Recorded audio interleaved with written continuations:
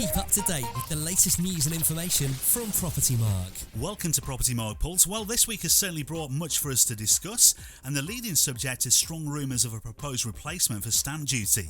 In addition, we'll talk about the latest inflation figures released only this week, as well as ONS House Price Index and Rental Price Index figures, and we'll jump into some figures researched by Propertymark on the average price of new builds across the UK. So, straight to it all. Propertymark. So we saw stamp duty thresholds change earlier this year for those who live in England and Northern Ireland, which uprooted the normal seasonal trends as many people worked with massive pace to beat changes back at the start of April, and we're now hearing of potential plans to overhaul the system in its entirety.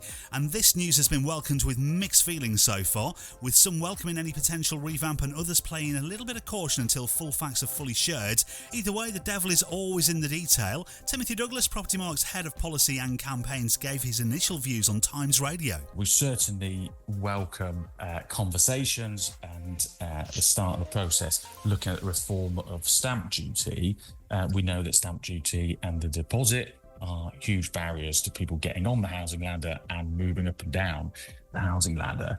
But we've got to make sure that the policy change can't be counterproductive in both of those areas, and ultimately any reforms to stamp duty and capital gains has to work for first-time buyers, second steppers, right sizers as well. As more becomes clear, it would be great to have your views on what you think needs to happen moving forwards. Drop us a line at studio@propertymark.co.uk. We are Propertymark. The latest inflation figures were released this week, and it's probably little surprise that things haven't moved in the right direction. It was widely expected we would see a jump to 3.7%. However, when the figures were shared, they showed things were maybe a little worse than hoped for in many economic circles, with the rate of inflation for July now standing at 3.8%. However, what does this all really mean? Well, it certainly ramps up the pressure on the Bank of England, who have sadly had little success on getting these figures down to around about 2%, which was their initial target. And the key bit for the housing market here, it likely makes any further prospects of a base rate cut something that is probably going to be kicked further into the distance for the moment.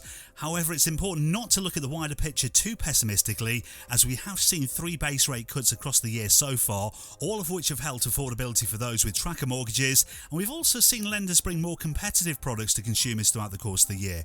We'll keep track on this as the year plays out. We are Propertymark. So yet some more facts and figures this week with the release of the ONS House Price Index and Rental Price Index. As always, these statistics bring some interesting discussion. The average UK house price increased by 3.7% to 269,000 in the 12 months to June 2025. Meanwhile, UK monthly private rents increased by 5.9% to 1,343 in the 12 months to July 2025. Now, this is an interesting one, as annual house price rents inflation has now slowed across the whole of the UK for 7 consecutive months now. One thing we do know is the rental sector remains under extreme pressure, and we're soon about to see vast changes which could skew these figures as the year runs its course, that being in the form of the Renters' Rights Bill and Housing Scotland Bill as well. We'll keep a close check on this as the year progresses. Propertymark. Let's jump into the world of average instruction prices on new build properties. So Propertymark has been busy taking a closer look at this, and it's unearthed some really interesting numbers. In the East Midlands, average new build prices dipped by £43,078 on the year to July 2025. We also saw dips in many other regions as well, including London, Northern Ireland, Wales and East Midlands and the South East, to name a few.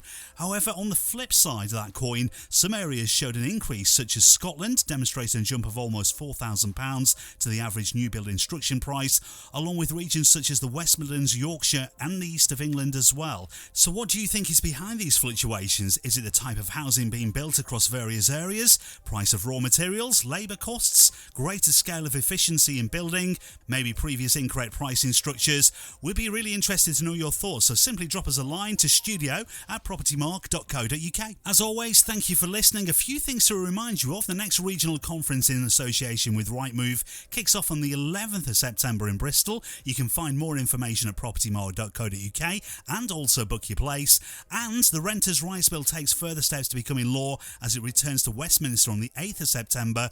The autumn months are set to be busy, and we'll be back on the 5th of September. As always, feel free to drop us a line at studio@propertymark.co.uk.